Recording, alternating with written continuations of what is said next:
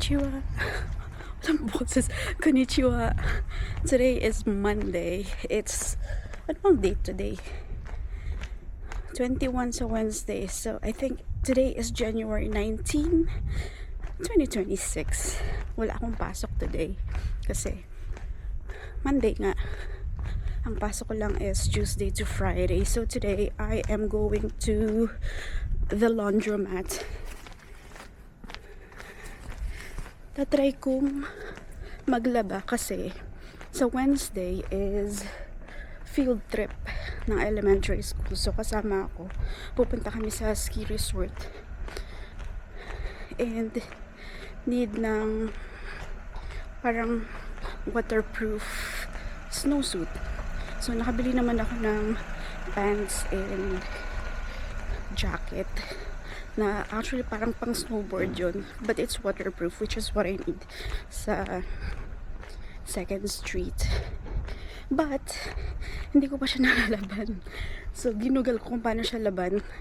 Parang nakalagay doon kailangan parang sa mild setting or something, tapos meron siyang special soap na kailangan gamitin. Hindi pwede yung regular lang na laundry soap. Meron siyang tech wash na tinatawag, yun yung gagamitin panlabas sa ganon, yung waterproof clothes. So nakabili ako, nag-order na ako sa Amazon. Na-receive ko siya like a few days ago. Tapos supposedly nung weekend ako maglalaba, tinamad kami ni Matt. So ngayon ko na lang gagawin. So may malapit na laundromat dito sa amin. Tatry ko maglaba doon. Tapos pwede na ring i-dry doon kasi mahirap magpatuyo, di ba? Lalo na at winter. Tapos bumili na rin ako ng tennis balls kasi para i-dry daw yon. Kailangan samahan mo siya ng tennis balls para tinatamaan niya yung jacket, lalo na pag down jacket. Di ba may hinihingal ako, may feeling sa loob para mag-flap pa din yung feeling niya sa loob. And wala kaming dryer. Kailangan ko talaga mag-gym. Hingal ako. So yun, idadry ko na rin yun doon. Sana alam ko kung paano gumamit. Nakagamit naman ako ng ganung klase ng washing machine na pang laundromat dun sa dalawang hotel namin sa Kyoto tsaka sa Osaka. Sana same lang. Kaso doon kasi automatic na may sabon. Hindi ko alam kung paano ko siya papalitan ng sabon.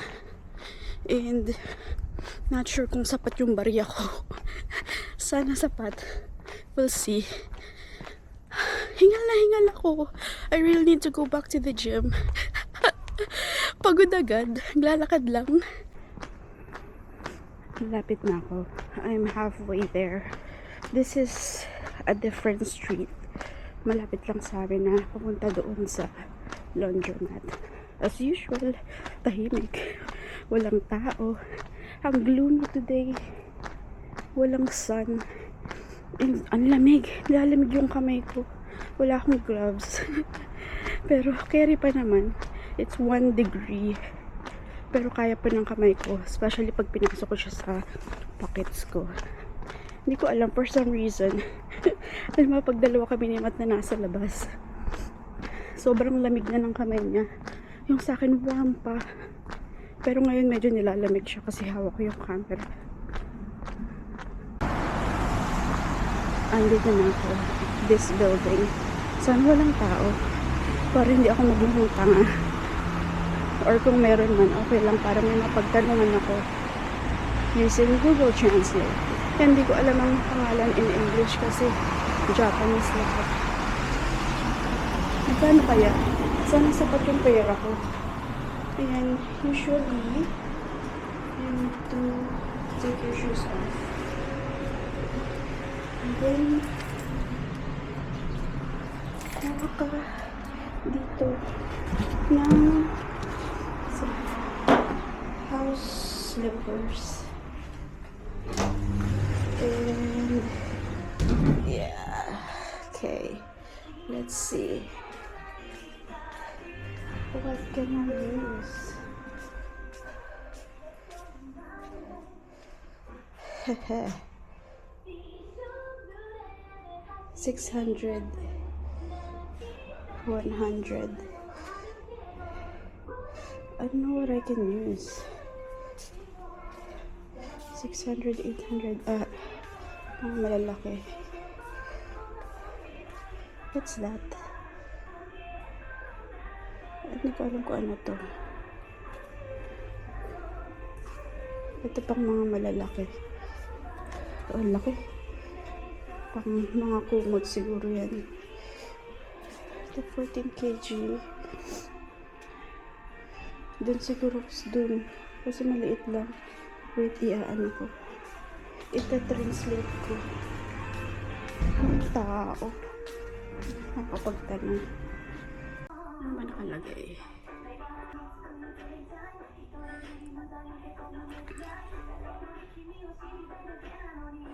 What does it say?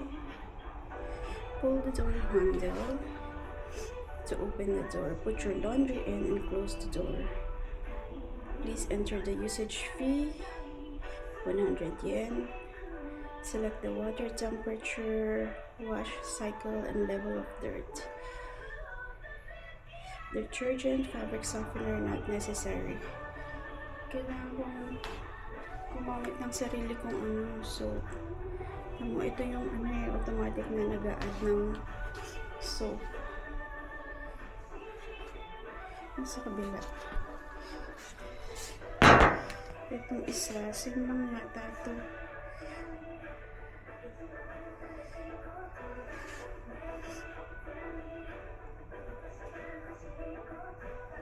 Hindi na rin kailangan ng detergent. Meron ding coin sneaker laundry dito. Dito. Tapos ito, coin washer. Ano naman to? Natin kung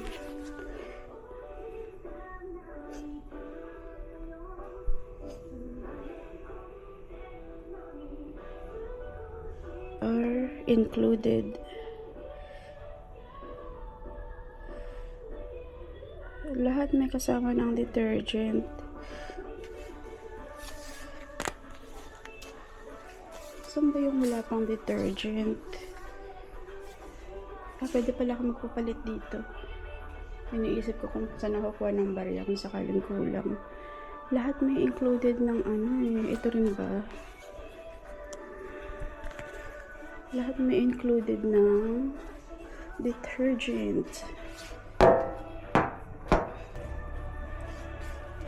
Let's try this.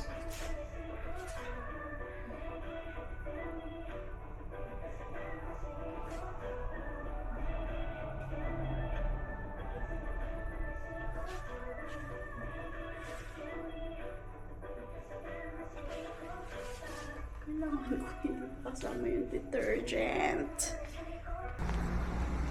Ang flat ng hair ko. Ang flat pa rin ng hair ko. Wala naman ako nilagay ditong kahit ano. Anyway, umalis na ako dun sa laundromat. Kasi useless din naman. Lahat sila nag-a-add ng soap. Hindi sa bahay ko na lang siya lalaban. Dadaling ko na lang siya dun to dry. Pero, i-check ko muna yung isa pang laundromat. Pero, medyo malayo siya. Inisip ko kung magbubas ba ako papunta dun kasi meron naman. Pero inisip ko, mag-walk na lang ako.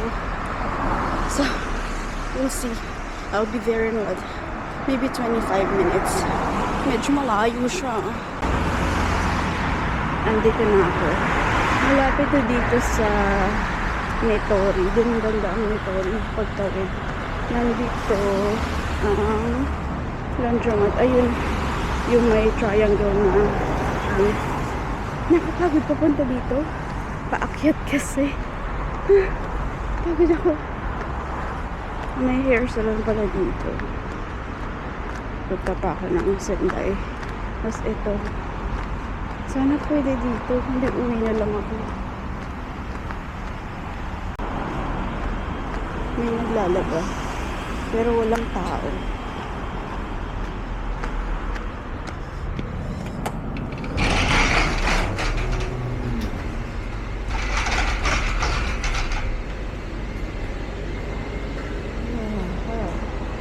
hindi na nagdadry. Pero, sana dito, paano kaya? We will see. Hindi rin siya pwede. Automatically added na rin ng detergent eh. Siguro sa bahay ko na lang siya lalaban. Kasi kailangan ko siyang gamitan ng tech wash. Detergent na pang waterproof and down talaga. Kailangan kasi mild or moderate setting. Walang ganong setting yung washing machine namin, regular lang.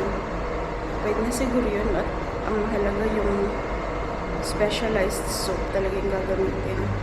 Dadalhin ko na lang siya sa laundromat pag i-dry. Pero ang galing dito, enter mo yung phone number mo. Tapos pagtapos na yung laundry mo, tatawagan ka na lang ng machine automatically. Astig na. Pauwi na ako. Dumaan pa ako sa anong tawag doon? Sa Aeon. Ayun sa likod. Kita ba? Basta sa likod sa Aeon kasi kailangan ko mag-CR. Napagastos patuloy ako. Ito. Ang cute, no? Gusto ko sana black kaso nag-iisa lang siya. Ear muff para hindi nilalamig yung ears ko. Ano lang to? 1,200. Tapos binilan ko din si Matt ng beanie. May nakita kasi kaming beanie sa loft sa downtown. Maganda, tapos malambot kasi siya, Australian lamb wool. Kasi ayaw bilhin ni Matt kasi ang mahal, almost 4,000. Yung beanie na nabili ko, kasing lambot lang din siya pero ibang brand. 1,500 lang. Tapos ang dami ko ding nabili sa Seria. Seria is like the 100 yen shop. Ay, grabe tong ear muff na to. Super warm. Parang 5 minutes ko pa lang siyang suot. Init na ako. Gusto ko na siyang tanggalin pero I want to try na isuot hanggang bahay. So, sobrang init niya. To the point na 1 degree. Pero feeling ko papawisan ako in 2 minutes. Ganun siya kainit. Perfect. So, hindi tayo winner for today's video. So, ang gagawin ko, i-wash ko na lang sa bahay yung aking clothes, yung mga waterproof clothes ko. Gamit yung binili kong soap.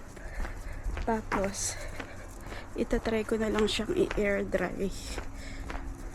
Tapos kung kailangan ko pa siyang i-fluff, dadalhin ko siya sa laundromat. Doon ko na lang siya papatuyuin kapag hindi na siya tumutulo, hindi na siya basang-basa. Kasi kanina nung pag-alis ko ng first laundromat, nag-email yung head ng primary. Sabi niya, hindi na daw kami pupunta ng ski resort sa Wednesday. Postponed muna. Next week na lang. Sinabi na rin sa akin ni Matt yun. Kahapon yata na baka mag-postpone kasi syempre chinecheck nila yung weather. Sa Wednesday, ang weather daw dun sa bundok ay -20, which is too cold para sa mga bata. May mga kasama kaming kindergarten. Sobrang young. Kindergarten to grade 6. So, yun, hindi siya safe. Tapos, chinek ko yung temperature dito sa amin sa Wednesday. -5. So, yun. May time naman ako na laban siya at patuyuin siya. Grabe, oh. May nakatira kaya dyan? Ang daming kailangang bunutin. So, ayun lang. Nakauwi na ako.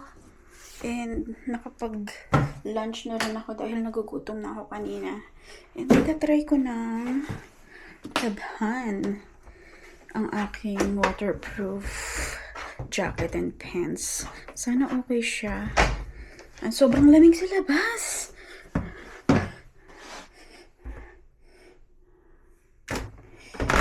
Ito yung washing machine namin. Wala siyang option na mild or moderate liters, minutes, ilang cycle. Ito, temperature yata to. And then, ito kung soak or wash. Ganun lang siya. I will try my best. Meron pala ditong, ito magkakaiba. Ito ba siya? Ito pala. Nakalagay, ito standard, yung 150. Tapos, rinse once pag 90. Yung 60 minutes for blanket. Tapos, siguro ito yung tatry ko. 30 fashionable clothes. So, feeling ko yan yung for sensitive clothes. Yep, let's try that. So, sabi sa Google, i-close daw lahat ng zippers, which, ay, hindi ko pa ginawa. Ito pala yung binili ko. Jacket. And turno siya. May ka-turno tong pants. So, dapat daw i-close lahat ng pocket. Close na ba lahat? Yeah. Maganda siya kasi meron siyang dito, oh. Para makahinga yung kilikili mo. Hindi ka pawisan. Pawisin pa naman ako kahit na sobrang lamig na pawisin ako pag medyo mainit yung suot ko. Kapag ka makakal. Turn it upside down.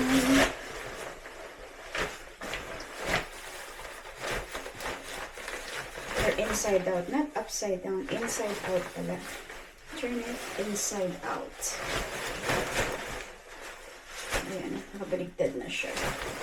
May siya yun. Parang may feeling, o makapal lang talaga siya. May feeling ba?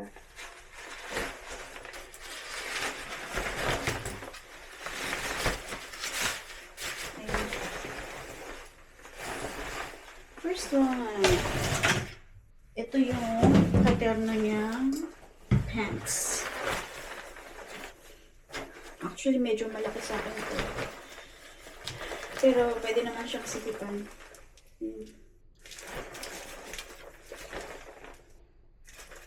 Kailangan din siya. Masarap na balakot ng zippers. Balik ta rin.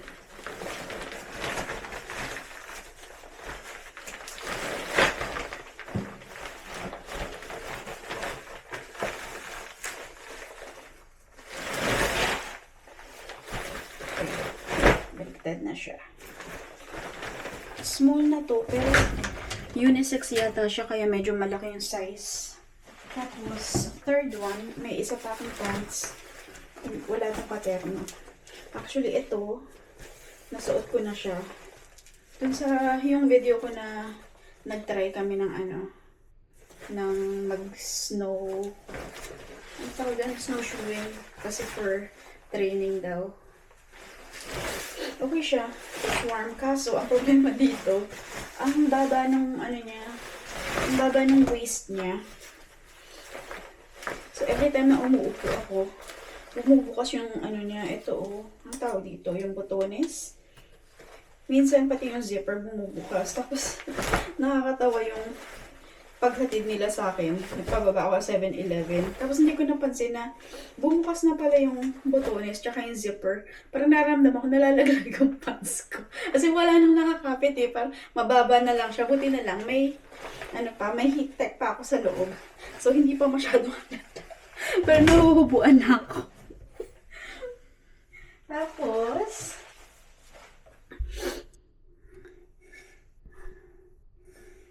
yung sinasabi kong pang-wash for this na special soap, ito siya. Neck wash. Neck wax pala, pinaghalo ko. Neck wax na tech wash. Pang siya. Specific for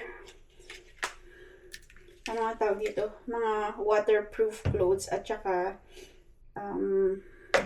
yung mga down jackets or kahit down pants, yung may mga filling na makapal, ito dapat yung pang-wash. Gano'ng kadami ba? Isang, yata, isang ganito for one wash. Hindi ko siya makita, pero Di-review ko na to before. So, isang ganito for one wash.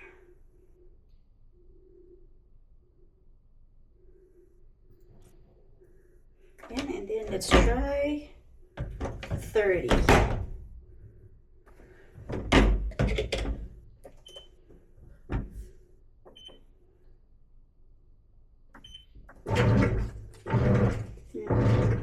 Kaya nakalagay, waterproofing. Nabili ko yan sa Amazon. Kasama niya, ito, Nikwax din to. Ito naman, nakalagay direct. I-spray mo siya sa yung mismong clothes. Tapos, pupunas mo para ma-coat ulit siya nung kung ano man yung ingredients, materials, chemical to waterproof it. So, after niyan, pag nag-dry na, lalagyan ko nito. And, one more thing na binili ko kasama niyan is, ito, tennis balls. Kasi, di ba sabi, pag dinadry, pag nagda-dry ka daw ng ng down jacket, or ito, kailangan isama mo yung, magsama ka ng 2 to 3 tennis balls para mag-fluff ulit siya, hindi siya flat. So, yun. So, ang gagawin ko, tatapusin ko to, and then, i-air dry ko siya. Tapos, kapag damp na lang siya, tsaka ko siya dadalhin sa laundromat. Ganun na lang. Kasi wala naman tayong choice.